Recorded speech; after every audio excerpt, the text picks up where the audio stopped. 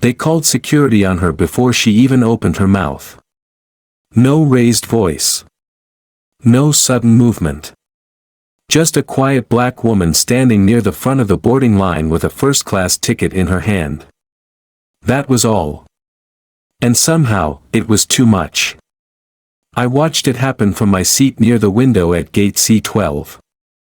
I had come early, as I always do. 73 years of life will teach you that it's better to be early than overlooked. I had my paperback mystery novel, my half-empty thermos of coffee, and the dull hum of airport speakers filling the background like an old radio tuned too low. Everything was unremarkable, until she stepped into view. She didn't look like a threat. But I suppose that's the point. She didn't look like a first-class passenger either. Not in the eyes of the gate agent, and certainly not in the eyes of the two security officers who arrived within 3 minutes of her showing her digital pass.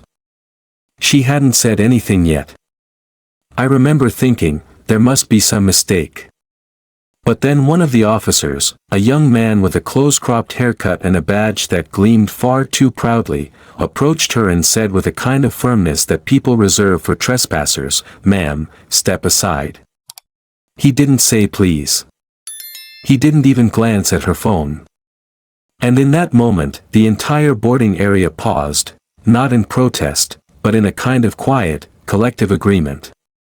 You could feel it in the way eyes averted themselves, how people adjusted their scarves or checked their phones. No one intervened. No one asked questions. Including me. I wish I could say I stood up. That I raised my voice and said, "Let the young lady through. She has her pass like the rest of us."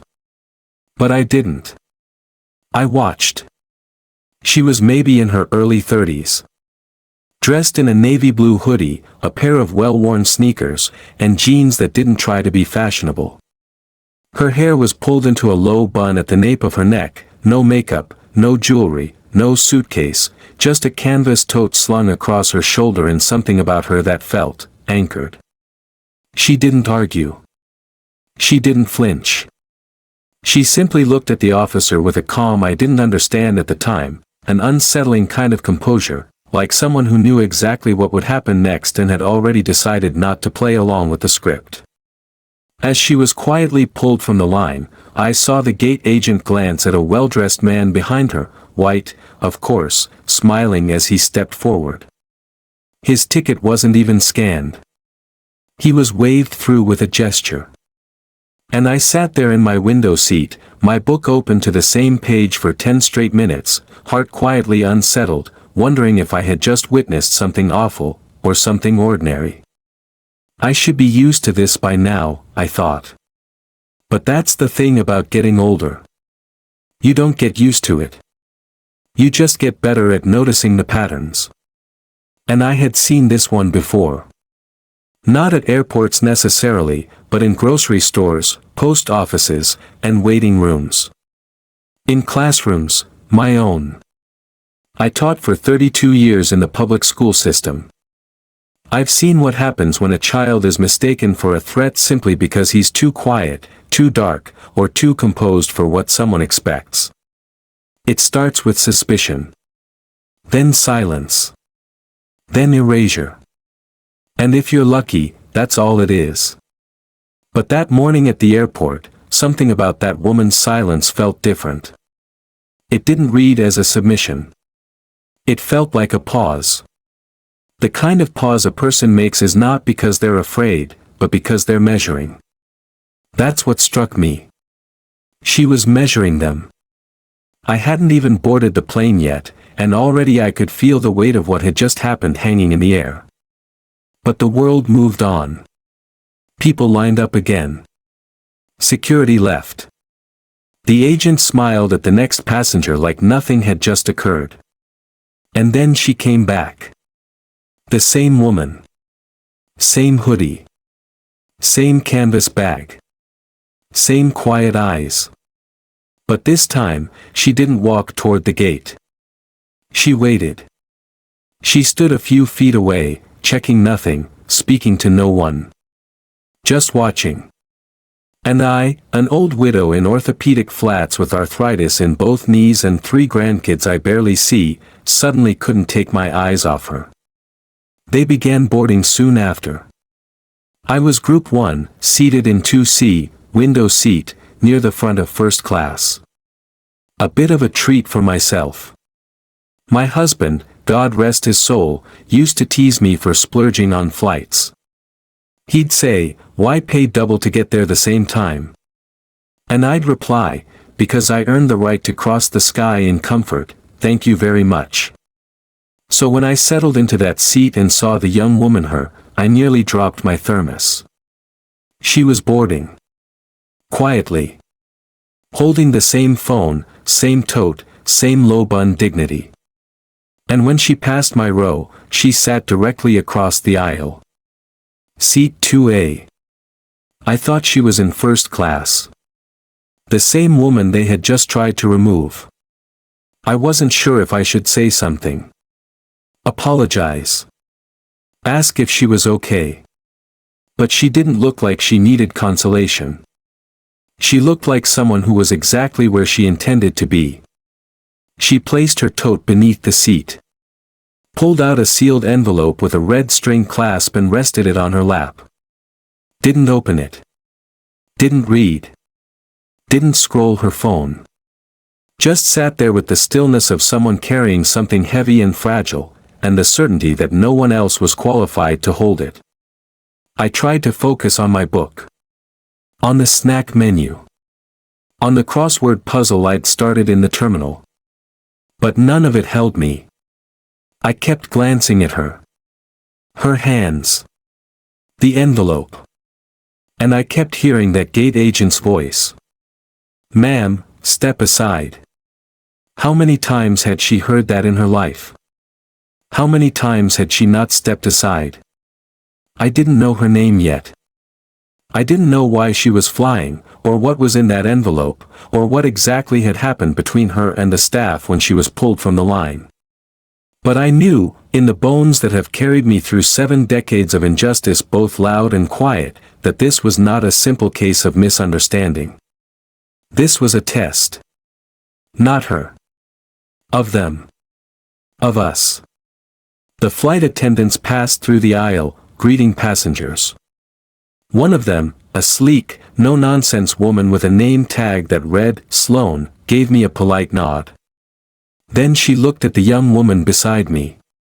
The nod didn't come. Just a glance. Neutral. Assessing. And then Sloan kept moving. No welcome. No eye contact. No offer of drink or assistance. Just, movement past her. And again, the silence said more than any words could have. It reminded me of a line I once read in a memoir: "They don't have to hurt you to erase you. They just have to ignore you until you forget you were ever there." I watched the woman in 2A shift slightly, her fingers brushing the edge of the envelope, but her expression didn't change. It wasn't a resignation. It was familiarity. As if she'd been here before. As if being unseen was a language she understood fluently. And I, sitting across from her with my orthopedic shoes and social security check and all my years of knowing, suddenly felt ashamed. Because I knew better. And still, I had watched it happen. The man in 2B, seated next to her, asked for sparkling water. It arrived in a glass with a napkin and a slice of lemon. No one asked her what she'd like. I turned toward the window and closed my eyes. I wasn't tired. I was bracing. I didn't know what for yet. But something told me this flight was about to teach me something. Something I hadn't learned yet in 73 years of living. And I was right. So very right. It started with the towels. You wouldn't think something as simple as a warm towel could hold meaning. But when you've lived long enough, you learn that the smallest gestures, especially the ones that are withheld, can speak louder than sermons. I watched as Sloan, the lead flight attendant, made her way through first class with the silver tray of towels. folded perfectly, tucked in a line like obedient children. She offered them with a mechanical smile. "Here you are, sir. And for you, ma'am." Row 1 received theirs like royalty. Row 3, just behind us, followed suit. Then she skipped row 2 entirely. I say skipped because she looked at us. At me. The man in 2B. And very pointedly, at the woman in 2A. Then walked on. Didn't blink. Didn't hesitate. As if we didn't exist, or worse, as if one of us didn't. Now, I'd been around long enough to know the difference between mistake and intent. And this wasn't the kind of oversight that comes from being rushed. No, this was the kind you practice, the kind that comes wrapped in subtle policy and polite tone, executed so smoothly that only those it touches know it happened at all. Autumn, though I still didn't know her name at that point, didn't react. She didn't call Sloane back. She didn't clear her throat or raise her hand. She simply turned her gaze to the window, as if watching clouds mattered more than being seen. I shifted slightly in my seat, looking toward the aisle. Sloane was already crouched at row 4, chatting amiably with a man in a blue suit. I thought of my mother. She used to say, "Some people don't raise their voices, not because they're weak, but because they're collecting evidence." And that's exactly what the young woman in 2A seemed to be doing. She was gathering. Watching. Remembering. While the rest of us hurried to forget. I decided to say something. Or. I thought about saying something. Instead, I leaned slightly toward the aisle, hoping to catch Sloane's eye. But she never looked up. I wondered if anyone else noticed. The man in 2B certainly didn't. He had buried himself in a spreadsheet on his tablet, tapping and pinching the screen like it held the secrets to Wall Street. I watched as Sloane continued to move through the cabin.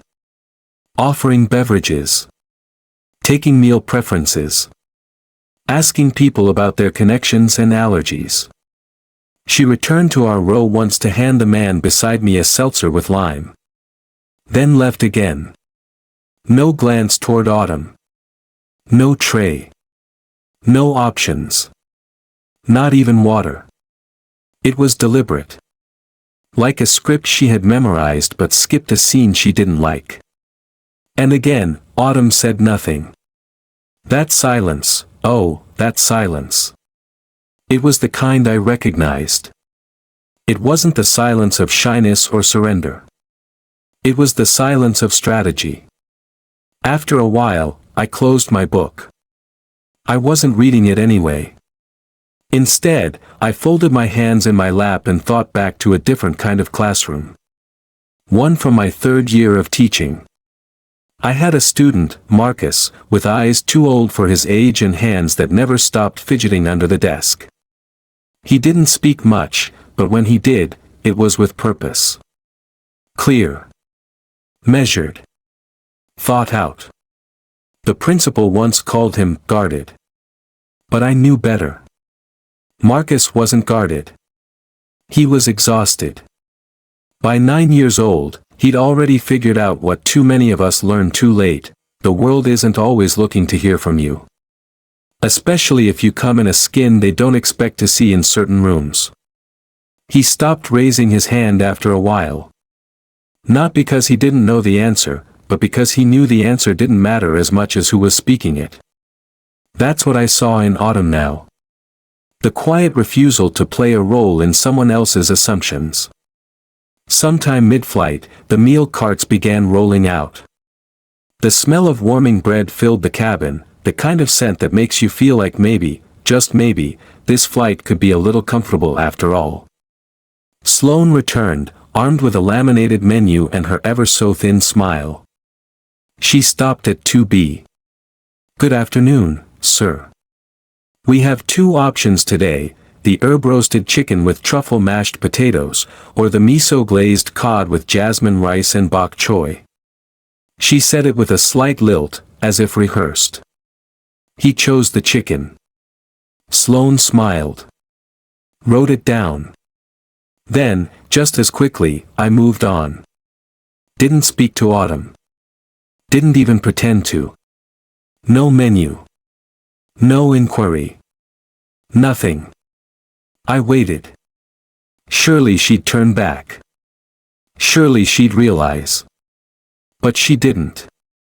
It was only when Autumn cleared her throat softly, a quiet, almost respectful noise, that Sloane paused halfway to row 3 and turned her head with the grace of a weather vane. Yes. Her tone was neutral, but the ice beneath it was unmistakable.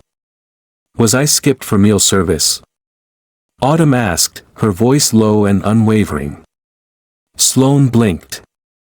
Oh, I wasn't sure you were eligible, she said with a half-laugh. The kind that carried condescension wrapped in charm. Sometimes the system, it doesn't always reflect every update correctly. I watched Autumn's jaw move slightly, like she was steadying something inside her before it spilled out. There's nothing complicated about that, she said evenly. Sloane's eyes flicked to her manifest, as if it were suddenly the most important document on earth. Of course. My mistake. Would you like the chicken or the cod? Cod, Autumn replied. The meal arrived 15 minutes later. Cold. The fish is barely warm. The vegetables are limp. The rice congealed into a shape it was never meant to hold. Autumn didn't touch it. She didn't complain, either. She simply placed the lid back on the tray and returned her hands to the envelope in her lap. And still, I said nothing. I told myself that it wasn't my place. Perhaps I was reading too much into things. That maybe this was all a series of innocent mistakes and not the slow, grinding erosion of dignity that I'd seen before in other places, with other names. But deep down, I knew. You know when you're old. You just do. You've heard enough apologies without confession to recognize when someone's being punished for making someone else uncomfortable. Later in the flight, I overheard a man from row 5 approach Sloane near the galley. He was older. Late 50s, maybe. Wore expensive headphones and khakis that didn't wrinkle. He leaned on Autumn's seat like it was a park bench. She's in first, he said, loudly enough for others to hear. Didn't even glance at her as he said it. It wasn't a question. It was a judgment shaped like one. Sloane chuckled lightly. She's on the list, she replied. Must be a points redemption or something. He laughed, clapped the top of the seat, and walked off. Autumn didn't move.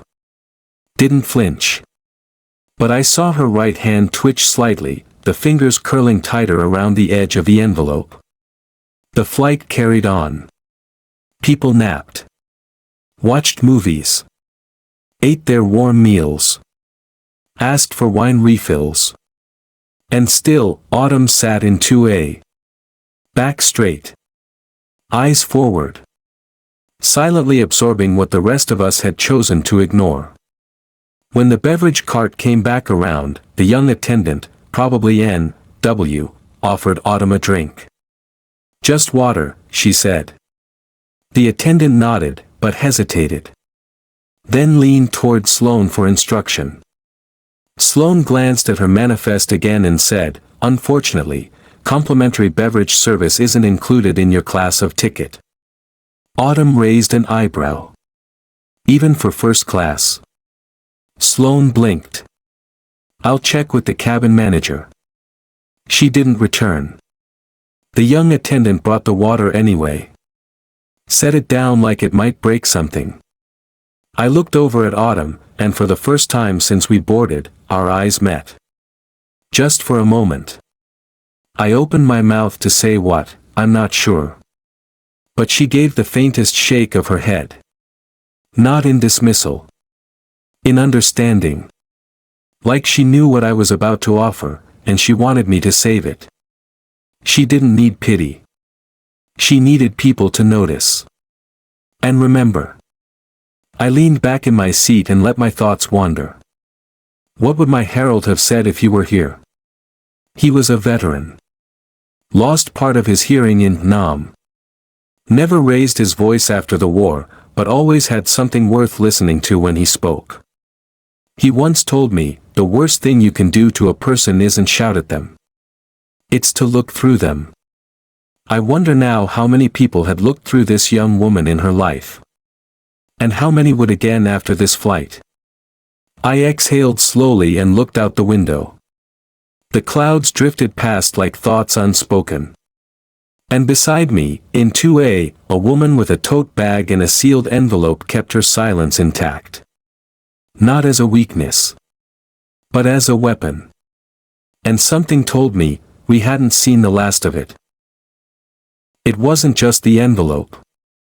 That was what I realized sometime between the second round of drinks and the turbulence that never arrived.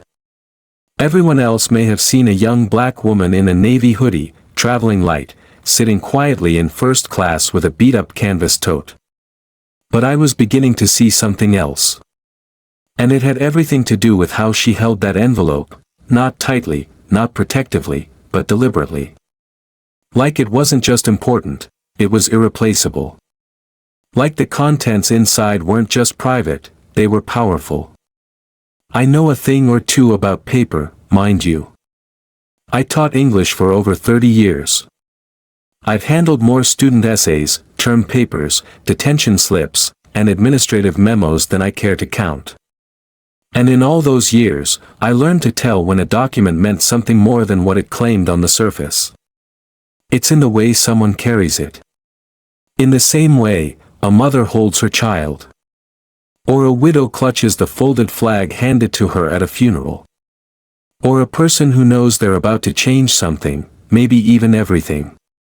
That's how she held that envelope. Like it held the future. And maybe, in a way, it did. The flight attendants had mostly disappeared into the galley now. Dinner service had come and gone, and with it, the last performance of forced smiles and muted hospitality. Passengers were beginning to settle. A few had reclined their seats. The couple in 3A and 3B had fallen asleep holding hands. The man beside Autumn was still glued to his tablet, absorbed in spreadsheets or stock updates, never once noticing that his seatmate had been passed over for just about everything short of oxygen. And me? I was pretending to do a crossword I'd already finished. Because the truth was, I couldn't stop watching her. Not in a suspicious way. In a searching way. There was something about her that made the room feel slightly off-center. As though she tilted the gravity of the space around her without moving an inch. And what struck me most wasn't just her silence, but the kind of silence she carried. There are many types, you know. There's the silence of sorrow, like after a funeral. The silence of boredom, like waiting in a doctor's office. And then there's this kind. A silence that listens harder than it speaks. A silence that has lived through storms, and now simply waits to see if the clouds will recognize it. That's the silence she sat in. And the more I looked at her, the more I started to think about the envelopes I'd carried in my life. One in particular came to mind. It was from 1967. Yellowed at the edges, sealed with the kind of tape that crackles when you try to peel it. Inside, a letter from the school board. I was the first black teacher assigned to an all-white elementary school in our district. Integration, they called it. Some called it progress. Others called it a mistake. I remember standing outside the classroom door with that envelope in my hand, heart pounding, wondering if I was being sent there to teach, or to prove a point someone else was too afraid to make themselves. I remembered that envelope as I looked at hers. Same string clasp. Same kind of paper. Different century, same weight. The lights in the cabin dimmed slightly as we began the gentle cruise over the Midwest. From the small oval window, I could see the veins of highways below us, glowing orange like ribbons in the dusk. I wondered where she was going. Not just geographically, but going. People like her don't fly just to get from A to B. They fly because something awaits at the other end that can't be mailed, postponed, or handed off to someone else. She was going somewhere that required her. Her presence. Her signature. Her decision. And she knew it. That was the part that humbled me most. It wasn't arrogance. It wasn't pride. It was certain. And certainty, when worn well, is a rare and quiet thing. "Excuse me," a voice said from across the aisle. It was the man in 2B. He was leaning toward her now, voice low and curious. "I don't mean to pry," he said, motioning slightly to the envelope in her lap, "but that thing's been glued to your hand since we boarded." Autumn turned her head slowly. Calmly. She said nothing for a beat. Then, "Some things aren't meant to be set down." He chuckled lightly, unsure whether to press further. "What's in it?" he asked. Autumn looked at him with a softness I didn't expect. Not unkind, but measured. "Answers," she said. He raised an eyebrow, amused. "To what question?" Her eyes flicked back toward the window. "To the kind that people pretend not to ask." That was all. He didn't speak again. And for the first time, I saw something shift in his face, not confusion, not offense, but recognition. Like something inside him had been caught off guard. Like maybe he'd just realized she wasn't what he thought. Or maybe, that he wasn't either. About 20 minutes later, the lead flight attendant, Sloane, returned to our row. She was accompanied by a tall man with slick back hair and a navy blazer. He held a clipboard and wore the practiced neutrality of someone who had learned how to deliver bad news like it was an administrative update. They knelt beside Autumn's seat. "Ms., he asked, glancing at the manifest, though he already knew. "Riley," she said. "Ms. Riley, we've had a seating issue reported from the ground crew. Would you mind if I rescan your credentials?" She said nothing. Simply unlocked her phone, turned it toward him, and showed her boarding pass. He stared at it longer than necessary. Then nodded with a strange tightness in his jaw. "Strange," he murmured. "Must have been a sync error. I'll make a note." No apology. No explanation. Just a note. And they left. But not before Sloane offered a bright smile, too bright, and said, "We've adjusted your record, ma'am. Let us know if you need anything." I don't think she meant it. And I know Autumn didn't believe it. She didn't respond. Just turned back to her window. But I could feel something hardening in the air. A shift. Like a piano key pressed halfway down, vibrating without sound. I watched her breathe. Not in a strange way. In the way a grandmother watches a granddaughter trying to hold something in. I saw the movement in her jaw. The stillness of her spine. Hand over the envelope. She was waiting. For what, I didn't yet know. But it wasn't revenge. Or rage. It was the kind of waiting that comes just before release. Before the reveal. The overhead lights flickered briefly. We were beginning our descent. The captain's voice came over the speakers, calm and composed. "Ladies and gentlemen, we'll be landing shortly in Boston. Please return to your seats and ensure all carry-on items are properly stored." Sloane reappeared one last time. She glanced down at Autumn's tote bag, which still rested beneath her seat. "Just a reminder," she said flatly. "All personal items should be placed in the overhead compartment during landing." Autumn looked at her. Calmly. Evenly. "I've flown before." It wasn't snide. It wasn't combative. It was a reminder. A mirror. And Sloane didn't like what she saw in it. She walked away without another word. As we began the final descent, I looked once more at the young woman beside me. She hadn't moved.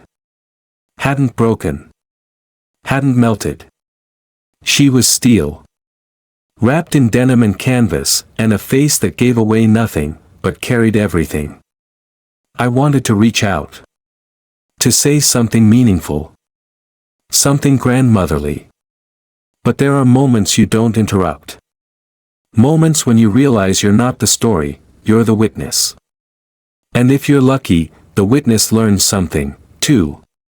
So I sat back. Let the wheels touch down.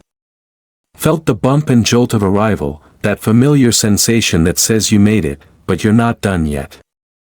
And I knew. We hadn't seen the end of her story. Not even close. Because women like her don't just arrive. They land. With purpose. And the envelope in her lap was still sealed. But for how long? That, I would soon find out. I don't know exactly when my stomach began to tighten. Perhaps it was somewhere between the rescan of her boarding pass and the tray of warm towels being distributed again, only to stop, yet again, just before our row. Or maybe it was the second glance Sloane gave her. Not a glance. More like an evaluation. A scan, the kind you see in airports and dressing rooms, and gated communities. A scan that doesn't measure weight or temperature or status, just worth. And she had, apparently, already been judged unworthy. It wasn't loud. None of it ever was. The towel skipped over her knees like a skipped name at roll call. The second beverage round came. The man beside her got a refilled sparkling water with a slice of lemon. Autumn didn't get a second glance. I shifted in my seat. The truth is, I've lived long enough to know that injustice rarely screams. No, it sighs. It mutters. It passes by on silent shoes.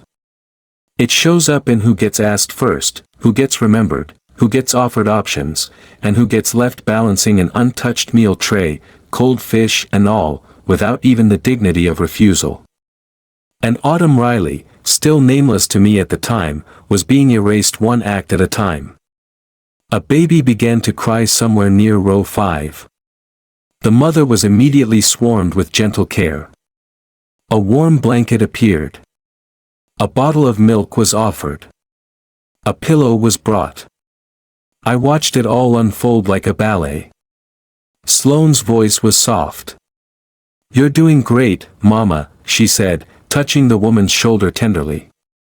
She'd found her humanity, it seemed, she just hadn't brought enough to pass around. I looked across the aisle at Autumn.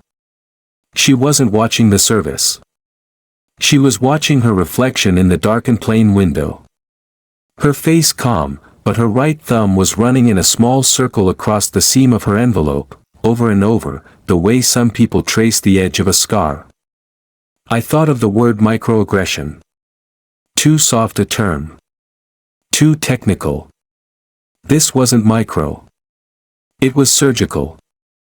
Eventually, the cabin began to rustle again with activity. Trays are being cleared. Trash bags rustling. The attendants moved quickly, but not toward Autumn. It was the junior one, the young man with slightly messy hair, who came for her tray. He paused when he saw the meal was untouched. "Didn't like the fish?" he asked, his voice almost apologetic. Autumn didn't smile. She didn't soften the moment to make it easier for him. It was cold. He blinked. "Oh. I'll let someone know." He cleared the tray carefully, then hesitated. I saw him lean toward Sloane a few rows down, whisper something. Sloane turned her head, not toward him, but directly toward Autumn. And in that second, her face changed. Not into guilt. But irritation. Like someone whose carefully constructed performance had been criticized mid-show. She didn't smile again after that. A few minutes later, the man in 5C stood up and made his way toward the galley. I recognized him from the gate, the one who'd laughed earlier about must be points. He wasn't wearing his headphones now. He leaned against the wall beside Sloane, gestured vaguely toward our row, and said something I couldn't quite hear. Then, clear as day, she's in first. I saw Sloane glance back. She's on the list, she said flatly. Must be a points redemption or something. The man laughed. Didn't look at it. Then he returned to his seat. Autumn never turned. But I did. I looked at Sloane for a long moment, and for the first time in that entire flight, I wanted to say something sharp. Something that would make her eyes widen, even if only briefly. Something that would stay with her when the uniform came off and the day ended. But I didn't. Because this wasn't about me. And maybe the silence needed to be complete before it could be broken the right way. The plane began to descend. The chime rang. The seatbelt sign blinked on. We adjusted our seats and tucked away our trays. Some passengers yawned, some stretched. Autumn didn't move. Her tote bag was still under the seat. Her envelope was still on her lap. Then Sloane returned. And this time, she didn't speak with that brittle cheer she used before. She crouched beside Autumn and said, "Apologies. It seems your seat assignment may have been changed during boarding. Would you mind moving to 17D? We've had a request to rearrange for weight balance." Weight balance. I blinked. It was such an absurd excuse, so lazy, so flimsy, that I felt my breath catch in my throat. Autumn turned to look at her. "Weight balance," she repeated, evenly. Sloane nodded, her smile tightening. "Yes, ma'am. Just protocol." Autumn looked at her for a long time. Then slowly leaned back in her seat. "I'll stay where I am." The smile on Sloane's face froze. She opened her mouth as if to press the issue, but before she could speak, the captain's voice interrupted. "Ladies and gentlemen, we're expecting mild turbulence. Please remain seated and keep your seatbelts fastened." Sloane stood and walked away. No one tried to move Autumn again. The turbulence never came. But the tension? Oh, that came. It came in every breath. Every sideways glance. Every deliberate skip. And I felt it like a second heartbeat. I couldn't sit still anymore. My fingers fiddled with the hem of my blouse. My knees tapped gently together beneath the tray table. I kept glancing at Autumn, still upright, still silent, still unreadable. Until she reached into her tote and removed something else. A phone. Not just any phone. A secured device with what looked like a biometric unlock. Sleek. Dark screen. No case. No distraction. She tapped once. A green light blinked at the bottom. Then she set it face down on the tray table. I didn't know what it meant. But it felt like a warning. A silent one. As the plane coasted toward landing, Sloane passed through the cabin one last time. She didn't look at Autumn.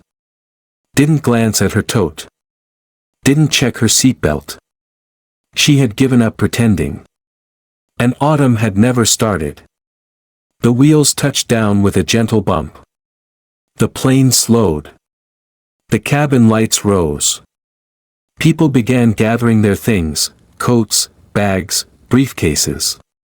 Someone joked about traffic. Someone else complained about a missed connection. But Autumn remained still. I remained seated, too. Not out of courtesy, but out of instinct. Something was about to happen. I could feel it. And I was right. Because the moment the seatbelt sign turned off, two uniformed men entered the cabin from the front.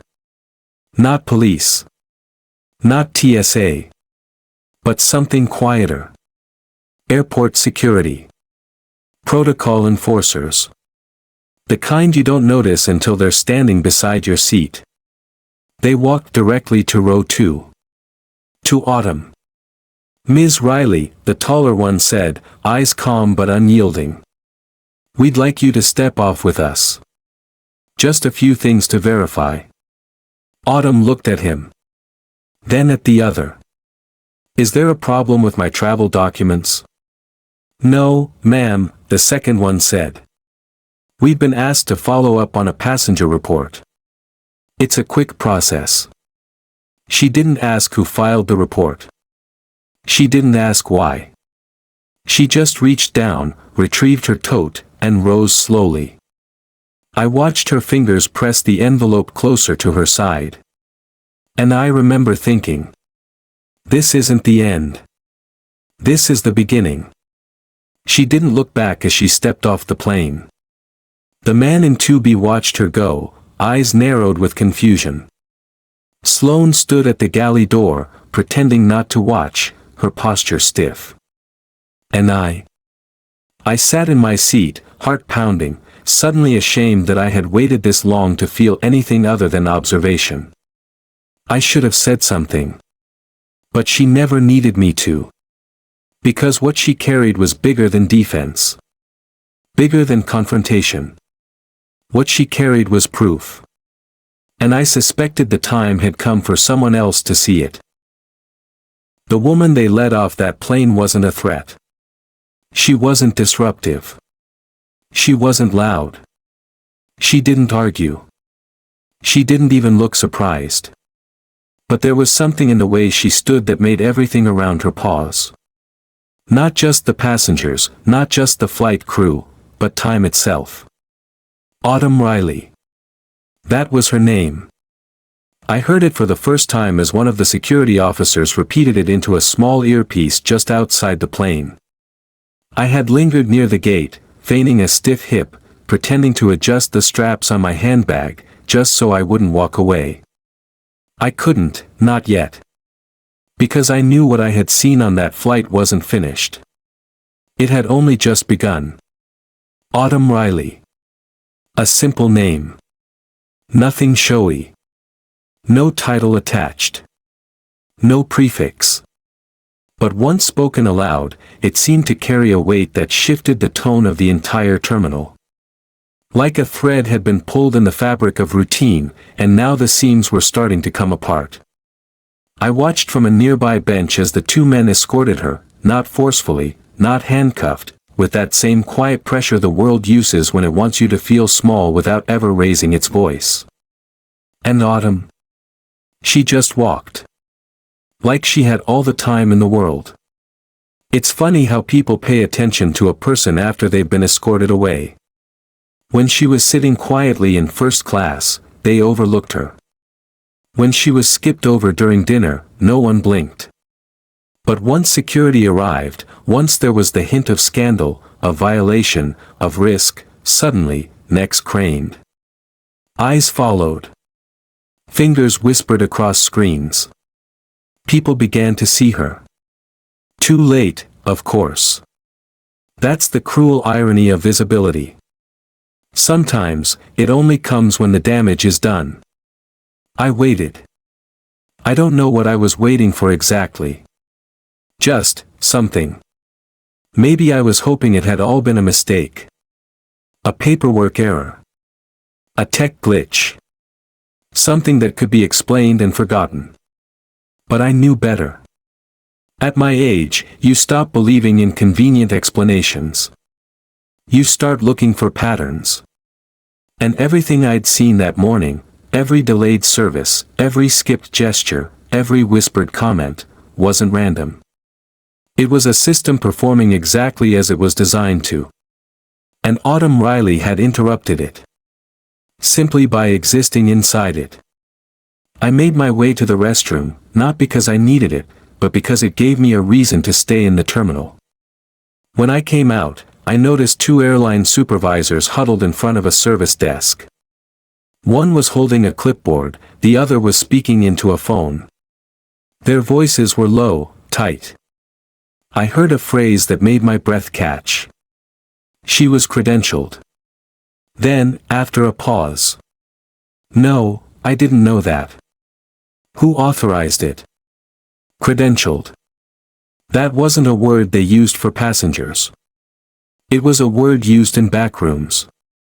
Boardrooms. Not in aisles between coach and business class. Something was happening, and they were trying to control it before it got away from them. About 30 minutes passed before I saw her again. This time, she wasn't flanked by officers. She was walking alone down a side corridor that led back toward the executive service area. Her canvas tote was still on her shoulder, the envelope still in her hand. Her face was unreadable, but her pace was different now, no longer measured like it had been on the plane. Now it was precise. She wasn't retreating. She was advancing. And suddenly, I wasn't just a witness to a wrong. I was watching the beginning of a reckoning. A young gate agent came rushing past, tablet in hand. He glanced over his shoulder and mumbled into his headset, "She's back in the system." Another agent, this one older, barked, "Clear the zone." Clear the zone. For a passenger? No. Not a passenger. A stakeholder. That word landed in my mind like a dropped stone in a quiet pond. Autumn Riley wasn't a customer. She was a key holder. A gatekeeper. And they had tried to escort her off her threshold. By the time the official announcement came, it wasn't over the loudspeaker. It wasn't public. It was whispered. Moved hand to hand, headset to headset. But the results were clear. A wave of activity rolled through the terminal, badges scanned, screens updated, staff redirected. Her seat status reappeared, first class, verified. Her boarding pass revalidated, priority clearance. And her name. Her name was now followed by a flag. Not a red one. A gold one. And just like that, the same system that had tried to erase her was now bending itself backward to apologize without ever saying the word. I sat again, this time near gate C14. A quieter corner. I needed a place to collect myself. To let the pieces fall where they may. I felt something unfamiliar then. Not guilt. That had already arrived and taken its seat beside me. No, this was something more difficult to admit. Recognition. Not her. Of myself. Of how many times I had seen what happened to Autumn play out in smaller ways, in classrooms, in waiting rooms, in staff meetings, and how many times I had told myself I wasn't part of the problem simply because I hadn't participated. But I hadn't stopped it either. And silence, I was learning, can be a shadow of complicity. Especially when you're old enough to know better. When Autumn re-emerged, now accompanied by two women in tailored suits and lanyards I didn't recognize, she didn't look victorious. She looked steady. She looked like someone who had brought a mirror into a place that prided itself on never having to look into one. The lanyards read. Genesis Holdings, Compliance Division. Genesis. The name made my heart jolt. Even I, with no ties to finance, knew what that meant. It wasn't just a holding company. It was the holding company. The kind of institution that doesn't operate inside the system, but owns the floor the system is built. And she worked for them? No. She was them. A whisper floated from a staff member nearby. She's the signature holder. The words hung in the air like a stopped clock. I knew what that meant. One signature is needed to finalize or halt a merger. The final sign-off. The decision-maker behind a deal so large, so tangled in layers of confidentiality, that no one ever imagined the signer might show up in person. Much less alone. Much less unnoticed. Much less, her. Everything changed after that. I watched employees get pulled aside. I saw a security agent return a clipboard, his eyes wide. I saw Sloane, yes, that Sloane, being directed toward a glass-walled room near the admin offices, her lips drawn tight, her spine suddenly uncertain. She was still in uniform, still perfectly composed, but something had cracked. And for the first time, I didn't feel anger toward her. I felt pity. Because now she'd have to reckon with the truth. And truth, when you've spent your career avoiding it, can be as heavy as regret. I remained seated even as the gate emptied and refilled with new passengers. I stayed because I needed to see. I needed to watch the system shift beneath its own weight. And it did. Like a great machine stalling mid-motion, trying to rewrite the code it had executed so smoothly just hours before. Autumn walked past me once more. She didn't look left or right. But something about her presence made the space quieter. Like she carried with her not a demand, but an expectation. A standard. And suddenly, everyone was scrambling to meet it. I watched a supervisor bend to speak to a janitor. A gate agent recheck someone's ID with more kindness than usual. A flight attendant held the door open for an elderly couple who'd been waiting too long. It was as if her silence had tuned everyone's ears to what decency was supposed to sound like. I would later learn that multiple crew members from that flight were suspended. That a compliance audit had been launched. Those documents were filed, reviewed, and escalated. But in that moment, all I knew was this. I had witnessed something rare. Something holy. Not because it was dramatic, but because it was true. Because a woman who had been ignored, minimized, and nearly removed had chosen not to retaliate, but to reveal. Not her anger. Not her pain. But the truth of the structure itself. And the moment she did, it began to collapse under its weight. Her name was Autumn Riley. And I would never forget it again. I always thought justice made a sound. Like a gavel cracking down in a courtroom. Like a chant rising from a crowd. Like the sharp snap of a flag unfurling after a hard-fought win. But that day, in Gate C, justice made no sound at all. It arrived in silence. In stillness.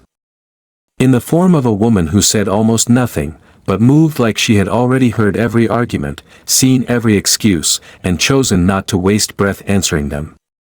Autumn Riley didn't raise her voice. She raised the stakes. And everything around her rose, or cracked, in response. I stayed in the terminal longer than I meant to. It wasn't intentional at first. I'd missed my shuttle, then the next, then the one after that. But I think deep down, I didn't want to leave. Not until I understood how something so soft had managed to make the ground shake. By now, Autumn had disappeared into a side wing of the terminal, escorted not by security but by two women in navy blue suits. They didn't walk ahead of her. They walked with her. Step by step. Equal pace. The posture of people who knew whose name was on the contract. I caught the gold emblem on one of their ID cards as they passed, Genesis Compliance Division. And suddenly, the envelope made sense. Everything made sense. She hadn't been traveling. She'd been testing. Not herself, but the airline. The staff. The system. The way people behave when they think no one is watching is important.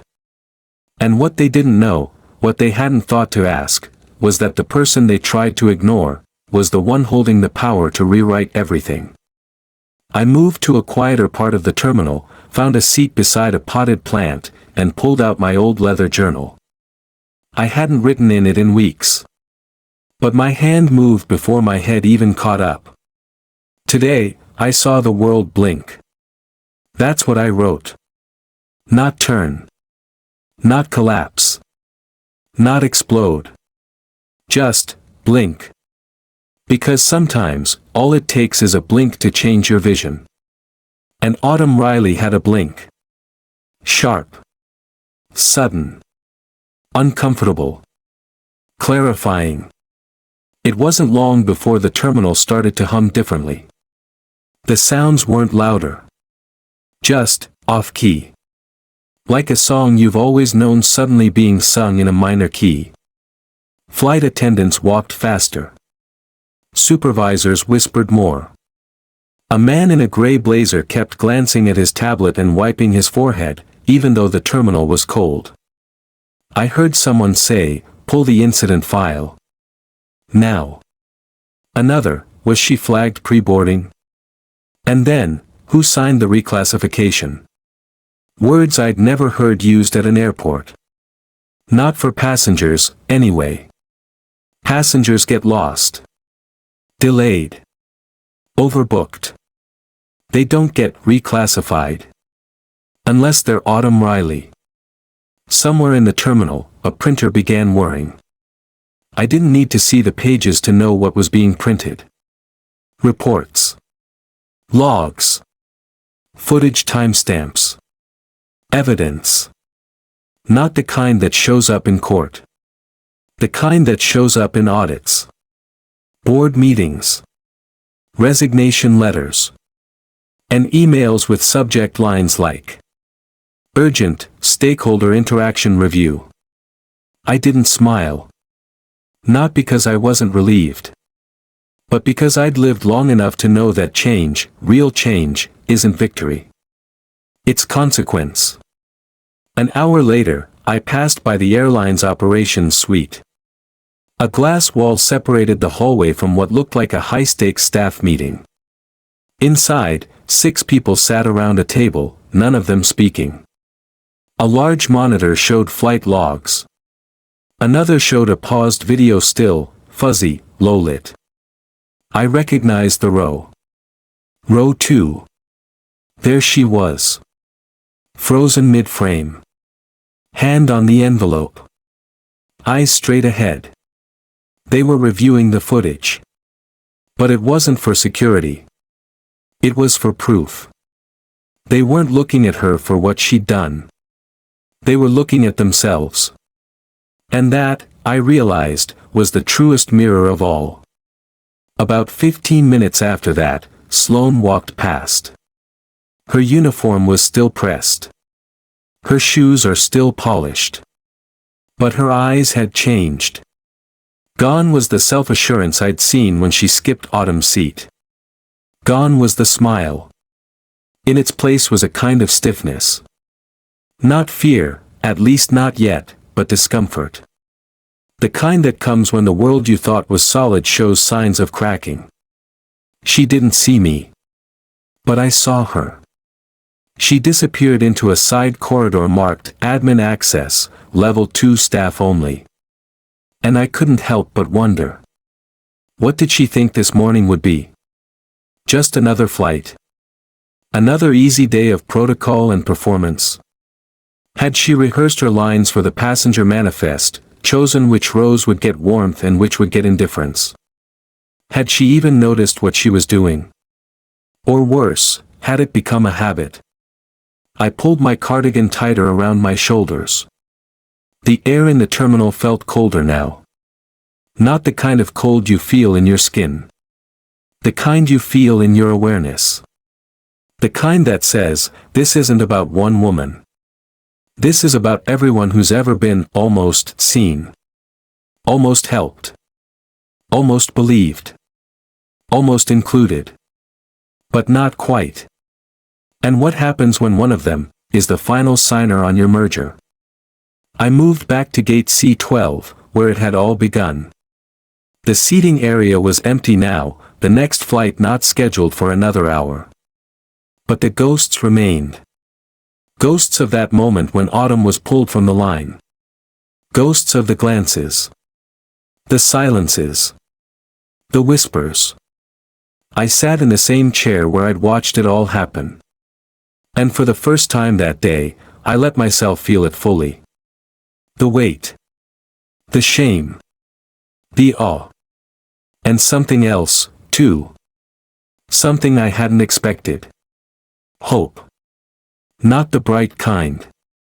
Not the easy kind. The earned kind. The kind that shows up only when someone refuses to disappear. A voice interrupted my thoughts. "Ma'am." I looked up. A young employee, barely 25, stood beside me. His badge read T. Sutherland. He looked nervous. "Do you mind if I ask, were you on flight 447 this morning?" I nodded. He paused, then sat beside me, glancing around. I think I'm about to get pulled into a meeting about it. And I don't want to mess it up. I heard someone say a stakeholder was on board, and now compliance is sweeping through every department. He swallowed. I don't even know what I'm supposed to say. I looked at him for a long moment. Then asked, "Did you see what happened to her?" He nodded. "Yeah. I mean, I was at the desk. I didn't say anything, but I saw. I saw how she was treated." I tilted my head. "And what did you think?" He hesitated. Then whispered, "I thought it was wrong." I nodded slowly. "Then say that." He blinked. "That's it?" "Yes," I said. "That's everything." We sat there for a while, not speaking. Then he stood and walked toward the admin hall, a little straighter, a little clearer. And I sat back in my chair, remembering something I'd once told a student during the integration years. Truth doesn't always shout, sweetheart. But it always gets heard, eventually. You just have to keep saying it, even when no one's listening. I never thought I'd hear that lesson played back to me 50 years later by a woman holding an envelope instead of a microphone. But I had. And I wouldn't forget it.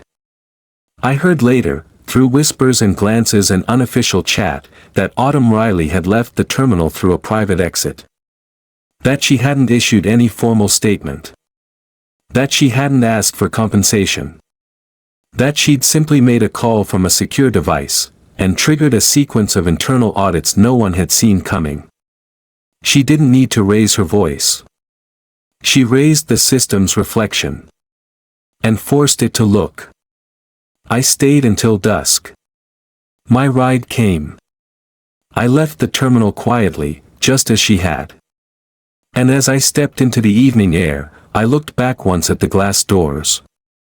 They looked the same. But I wasn't. I didn't intend to stay. I didn't. My car service was already scheduled. My suitcase, small, but heavy in sentiment, was tagged and ready. And I had told my daughter I'd be home by sunset. But something inside me refused to leave. There are moments in life that feel ordinary while they're happening. Moments you only realize were important once you've driven away, unpacked your bag, and sat in your kitchen thinking, something changed, and I missed the end of it. I didn't want this to be one of those moments. So, I stayed. Not as a witness anymore. As a watcher. The terminal had quieted. The morning rush had given way to the slow rhythm of mid-afternoon flights, business travelers checking emails, tired parents trying to keep their toddlers awake long enough to avoid a meltdown at 30,000 feet. But in the far wings of the airport, a different kind of energy simmered.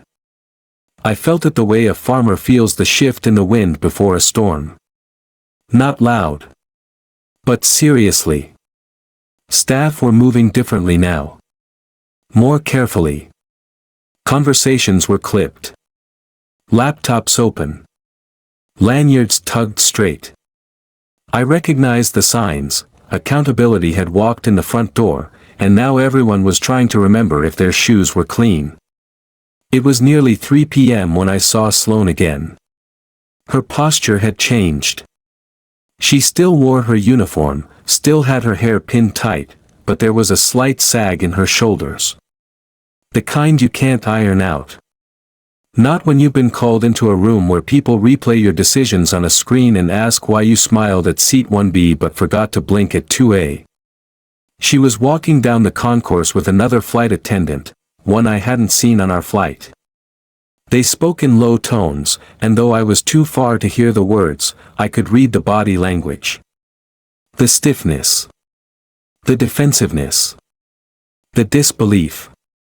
They're making this into something bigger than it was. I've heard that phrase before. Heard it from principals when I reported a colleague for suspending students disproportionately. Heard it from a dentist when I questioned why my friend, darker than me, was refused a cleaning because she missed one form. Heard it from my own father when my mother was told to wait outside in a store because she spoke in Spanish. Bigger than it was. But that's the thing. It's never big in the moment. It's always just towel service. Just a boarding pass. Just a comment. Until someone with power shows up and says, I saw that. I felt that. And now, we're going to talk about it. I walked slowly toward the cafe near Gate E, found a quiet seat by the window, and ordered a tea. I wasn't hungry. I was remembering. And there's something about hot tea and a view of the tarmac that invites reflection. Outside, I watched planes take off, metal birds with purpose, carving their paths through cloudless blue. I thought of autumn. Of the envelope. Of how she had carried it like a lighthouse in a storm.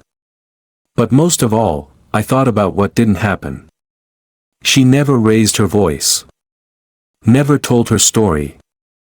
Never asked for pity. And yet, here we were, watching a system pivot because she dared to sit quietly with proof. A young man in an airline vest passed by. He was holding a printed memo in his hand, his face unreadable. The top of the page was visible just long enough for me to catch the header. Staff realignment notice, Flight 447, immediate review. That number again. It followed us now like a ghost. I leaned back in my chair and exhaled slowly. They were moving quickly. Faster than I expected. That told me two things. First, Autumn's status wasn't just symbolic. Second, they knew exactly how wrong they'd been. Because when companies move fast, it's not out of conscience. It's out of risk management. And Autumn Riley? She wasn't just a passenger. She was a liability they had underestimated. Around 3:30, the email hit. I wasn't subscribed, of course, but I overheard it being read aloud by a man seated near me. He was in a rumpled suit, his tie slightly loosened, and the look on his face as he scrolled through his phone said it all, disbelief, tinged with concern. They're being pulled from long haul, he whispered to himself. What was that? I asked softly, not pretending I hadn't heard. He looked at me, hesitant. Flight crew. The ones from earlier. Looks like they've been reassigned to domestic routes. No more premium class service. Ethics retraining pending. He said it like he didn't know if he agreed with it. But his eyes did. And I just nodded. Good. He didn't argue. Later, I heard a manager say it aloud. They're not being fired. Just, moved. Moved. It's a word we use when we don't want to say demoted. But make no mistake, that's what it was. They had been moved away from privilege. Away from prestige. Away from the luxury they had treated like a private stage to perform their assumptions. And now, they'd be serving snacks in coach. Wiping tray tables in row 32. And maybe, just maybe, remembering. I don't wish harm on anyone. But I do believe in consequence. Especially the kind that makes you feel what you tried to make someone else believe about themselves. And Autumn? She didn't need to yell to make that consequence echo. She just waited long enough for the system to hear itself. I was preparing to leave when it happened.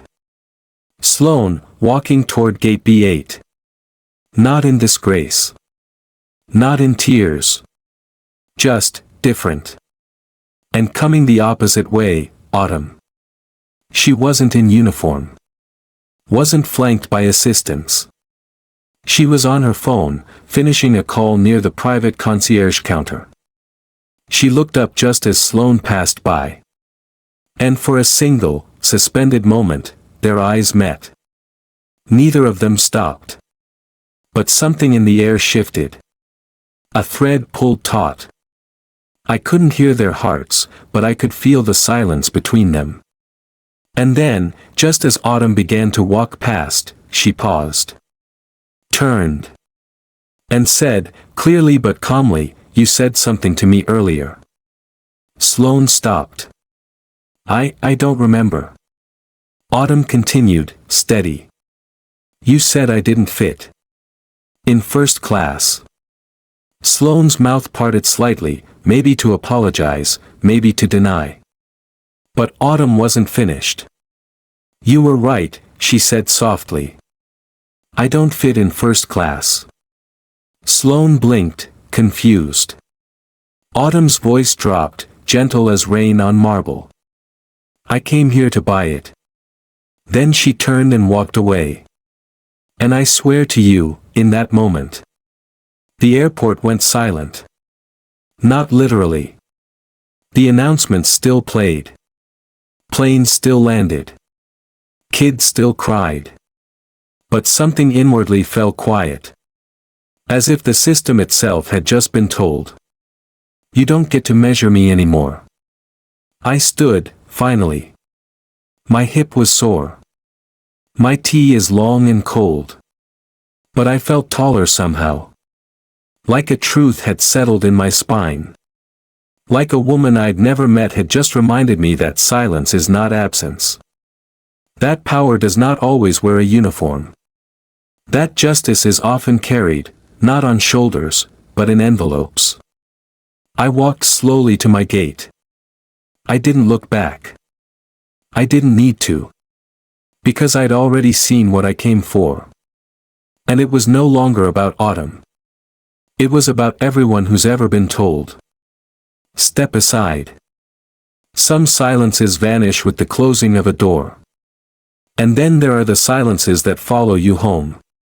That sits with you at the dinner table, rides quietly beside you in the car, and settles across your shoulders when you wake in the night and realize something inside you has shifted.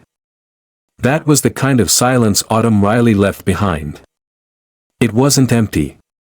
It was full of memory, of meaning, of a message too powerful to be printed, too sacred to be shouted. And it stayed with me. All the way home. The evening I returned, my daughter met me at the curb, cheerful and chatty, asking how the trip went, how the flight was, whether I'd eaten anything. I smiled. Nodded. Said it was fine. But I didn't tell her what I had seen. Not yet. Some stories take time to rise to the surface. Some truths need to settle before they can be spoken. I unpacked slowly that night. Folded sweaters I didn't wear. Put away a travel-sized bottle of hand cream I'd meant to use but never opened. Laid my leather journal on the kitchen counter like a soft confession. And then I sat. In the quiet. And thought about what had happened, not just to Autumn, but to me. Because witnessing someone else's power doesn't leave you untouched. It changes you. The next morning, I went to the grocery store. Nothing unusual. Just a short list: milk, bread, coffee, oatmeal. I moved slowly through the aisles, greeting the cashier I'd known for years, nodding at the young bagger who always double knots the plastic bags for the older ladies. But something felt different. Not in them. In me. Every small interaction, every thank you, every eye contact, every pause, I noticed more. Noticed who was being seen. And who was being rushed. Noticed who got a smile and who got a shrug. And for the first time in a long time, I didn't just see the pattern. I felt it. Like walking with a fresh bruise, one no one else can see, but that colors the way you move. Later that week, I met with the ladies in my book club. We discussed a memoir set in the 1960s, Civil Rights, Segregation, The Strength of Quiet Resistance. I listened as they praised the protagonist's courage. How brave she was to speak up. To challenge authority. To keep showing up when the world told her she didn't belong. I let them talk. Then I closed the book gently and said, "What if I told you I just saw a woman do the same thing last week, without saying a word?" They laughed softly, assuming I was joking. But I wasn't. And eventually, they realized that. Because I told them about Autumn Riley. Not the full version. Not yet. Just the outline. Just enough to say that sometimes, the most powerful person in the room is the one carrying an envelope everyone else overlooks. Just enough to say that sometimes, the world changes because someone stays still long enough for the truth to catch up. I started writing more after that. Little notes. Fragments of thought. Questions I never used to ask. Like, why do we notice a woman's silence only after she's pulled off a plane? When did professionalism become a script to protect people from the discomfort of their reflection? How many times have I been part of the background noise that let someone else be diminished? These weren't comfortable questions. But they were necessary ones. And I realized, maybe that's what autumn gave me. Not answers. But the courage to finally ask. Weeks passed. The headlines didn't catch it. There was no viral video. No leaked recording. No hashtags or protests. But something did happen. I heard through a friend whose niece worked for the airline that a full-scale review had been launched. The training programs were rewritten. That new oversight was quietly installed. And that flight attendants, especially those on premium routes, were being reminded that service isn't a privilege they get to ration. It's a responsibility they're entrusted with. It wasn't a revolution. But it was a change. And that, at my age, is still worth everything. I never saw Autumn again. Not in person. But I saw her everywhere. In the woman in the library who asked a question and was told, "That's not for you to worry about." The nurse at the clinic who spoke 3 languages was asked, "Do you understand what the doctor's saying?" In the older gentleman with a limp and a briefcase, who waited 3 minutes longer than the man behind him to be acknowledged. I saw her in every quiet dismissal. Every skipped over. Every forced step aside. And I remembered. One afternoon, I sat on my porch, tea in hand, sun warming the backs of my hands. A neighborhood girl walked by with a clipboard, raising money for her school's robotics club. She was shy. Polite. Almost too hesitant to ring the doorbell. But I opened the screen before she could knock. We talked for a moment. I gave her a donation. And as she turned to leave, I said, "Don't let people talk over your voice, sweetheart. And if they do, make sure you're holding the page they need to sign." She blinked. Smiled. Didn't quite understand. But one day, she might. I'm 73 years old. I've marched. I've voted. I've written letters to school boards and city councils. I've seen the world bend and snap and rebuild and forget. But that day, in that airport, I didn't carry a sign. I didn't chant. I didn't even speak. I watched. And sometimes, watching is what wakes you up. Because when you witness something wrong wrapped in routine, you begin to realize. The system doesn't need to break to hurt someone. It just needs to keep functioning the way it always has. What Autumn Riley reminded me, what she reminded all of us, is that the most radical thing a person can do is stay still in their truth while the world tries to pretend it isn't happening. She didn't fight for a seat. She held her ground and let the system expose itself. She didn't demand respect. She documented its absence. And in doing so, she left behind something far more powerful than outrage. She left behind evidence. That a black woman in a hoodie with a canvas tote can still shake the foundation of an institution simply by refusing to disappear. That truth can come without volume. And that dignity is never, ever earned through their approval. It is carried. By hand. In silence. Like an envelope that no one else is allowed to open. I sometimes wonder if she knew she'd change that terminal. That flight. That company. Me. And maybe she didn't. Maybe she was just doing her job. Maybe she was just tired of being told to move. Maybe she knew that some revolutions don't need noise, they just need to be witnessed. And I was lucky enough to be that witness. So now, when I walk through airports, I look differently. I see differently. Not just who's being served, but who's being skipped. Not just who's boarding, but who's being watched. And if I see someone being erased in real time, I won't sit quietly anymore. Because someone once held the silence long enough for me to hear it. And now, I carry it forward.